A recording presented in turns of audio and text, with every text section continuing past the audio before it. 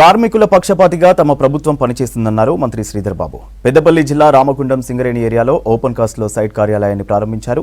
అనంతరం గోదావరి ఖనిలో ఎంపీ వంశీకృష్ణతో కలిసి పర్యటించారు. నేడు సింగరేణి లాభాల బాటలో నడుస్తుందంటే కార్మికులే కారణమన్నారు. రాష్ట్ర ప్రభుత్వం తరపున కార్మికులను అభినందిస్తున్నామని చెప్పారు శ్రీధర్ బాబు. సింగరేణి కార్మికుల కోసం అనేక కార్యక్రమాలు చేపడుతున్నామని చెప్పారు. సింగరేణి కార్మికుల గొంతును తొలిసారి పార్లమెంట్లో వినిపించారన్నారు పెద్దపల్లి ఎంపీ గడ్డం వంశీ. పార్లమెంటుకు సింగరేణి డ్రెస్లో వెళ్లడం ఆనందాన్నిచ్చిందని చెప్పారు. సింగరేణిని ప్రైవేటీకరించబోమని కేంద్ర మంత్రి కిషన్ రెడ్డి చేతనే చెప్పించారన్నారు ఎంపీ గడ్డం వంశీ.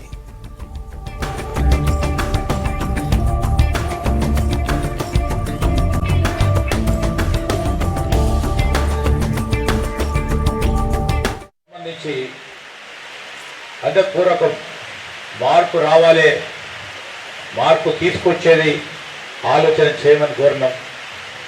ఆ సందర్భంలో యాజమాన్యం పనితీరు కానీ, యాజమాన్యం ఆలోచన తీరు కానీ, యాజమాన్యానికి సంబంధించిన అనేక అంశాల విషయంలో మేము మా ప్రభుత్వానికి సంబంధించిన లక్ష్యం, ప్రభుత్వ రంగ సంస్థకు సంబంధించి ఈరోజు కేంద్ర రాష్ట్ర ప్రభుత్వానికి సంబంధించిన ఈ సంస్థకు సంబంధించిన అధికార యంత్రాంగం కూడా ఒక పాజిటివ్ దృక్పథంతో ఉండాలి, కార్మికుల వైపు ఉండాలి, కార్మికుల పక్షపాతిగా ఉండాలి అని ఆలోచన చేసి ముఖ్యమంత్రి గారు, అదేవిధంగా ఈ పోర్ట్ఫోలియోకు సంబంధించిన ఉప ముఖ్యమంత్రి గారు బలరాం గారిని మరి మా సహచర మంత్రివర్గ పెద్దలము అందరం కూడా వారు పెంచి కార్మికులకు సంబంధించి వారి వెల్ఫేర్, వారి సంక్షేమానికి సంబంధించిన ఆలోచన చేయాలి అని వారికి చెప్పడం జరిగింది.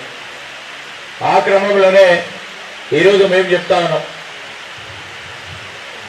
ప్రకృతికి విరుద్ధంగా పనిచేసే కార్మిక సోదరులు అనుకోకుండా ప్రమాదవశాత్తు ప్రాణాలు కోల్పోయినప్పుడు వారికి ప్రాణాలకి సంబంధించి ఎవరు కూడా విలువ కట్టలేదు. కానీ వారి కుటుంబాలకు సంబంధించి ఆ కుటుంబం పూర్తి స్థాయిలో రోడ్డు పైన పడుతుందని, ఆ కుటుంబానికి అండగా ఉండాలని ఆ ఆలోచన ప్రక్రియ భాగంలో సింగరేణి యాజమాన్యం ప్రత్యేకంగా నేను నిజంగానే అభినందిస్తా ఉన్నాను. సిఎండి గారిని, డైరెక్టర్ గారిని, మరి ఇతర జీఎంని కూడా. సింగరేణి కార్మికుడు ప్రమాదవశాత్తు చనిపోతే ఎప్పుడు లేని విధంగా ₹1,00,00,000 ప్రమాదవశాత్తు వారికి సంబంధించిన బీమా పథకాన్ని పెట్టడం జరిగింది. చాలా ఆనందంగా ఉన్నా ఈరోజు ఇక్కడికి రావడం. ఎందుకంటే మొదటి పార్లమెంట్ సెషన్లో నా ఓట్ స్టేకింగ్ కూడా సింగరేణి కార్మికులు నన్ను పార్లమెంట్ పంపిందని చెప్పి, ఒక సింగరేణి కార్మికులకు ఇవ్వాలని చెప్పి వాళ్ళ యూనిఫామ్ వేసుకొని కూడా పోయినాం. అందరి యూనిఫామ్ చాలా ఆనందంగా ఉండే. ఆ రోజు కూడా అందరు కలిసి what is this uniform, why did you wear this uniform అని అందరూ చాలా విచిత్రంగా చూసి అడిగినారు.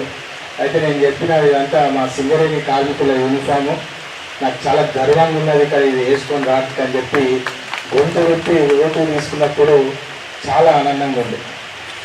మళ్ళీ రెండో ముఖ్యమైన విషయము, ఆనందకర విషయం ఏంటంటే, నాకు మొదటిసారి పార్లమెంట్లో మాట్లాడే అవకాశం వచ్చింది కూడా సింగరేణి కార్మికుల గురించే మాట్లాడినా అని చెప్పి మళ్ళీ మీ అందరికీ ఒకసారి గుర్తు చేస్తున్నాను. ఎందుకంటే అప్పుడు ప్రైవేటీకరణ చేస్తామని చెప్పి ఏదైతే ఒత్తిడి తీసుకొస్తుండేనో వాళ్ళు, కిషన్ రెడ్డి గారితో పార్లమెంట్లో ప్రైవేటీకరణ చేయకుండా ఉంటామని చెప్పి ఒప్పించినాం. ఆ రోజు ప్రశ్న అడిగి అప్పుడు తెలంగాణ నుంచి నాకు ఒక క్వశ్చన్ అడగడము అవకాశం వచ్చింది.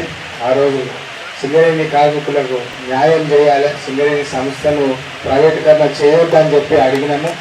అది కూడా అప్పుడు బలరాం నాయక్ గారితో ఫోన్లో మాట్లాడి ఇమ్మీడియట్గా నెక్స్ట్ మీటింగ్లో రైల్వే బడ్జెట్ మీద కూడా మాట్లాడడానికి అవకాశం దక్కింది. అప్పుడు కూడా బలరాం గారితో మాట్లాడి ఇమ్మీడియట్గా సింగరేణి సంస్థ కాంట్రిబ్యూషన్ రైల్వేస్కి దాదాపు 10%, ఆల్మోస్ట్ 10% రైల్వే ఫ్రేట్ దేశవ్యాప్తంగా రైల్వే అర్నింగ్ ఇన్కమ్ సింగరేణి సంస్థ రైల్వేస్ నుంచి ఫ్రేట్ ద్వారా వస్తుందని చెప్పి చాలా గర్వంగా పార్లమెంట్లో కూడా చెప్పడం జరిగింది.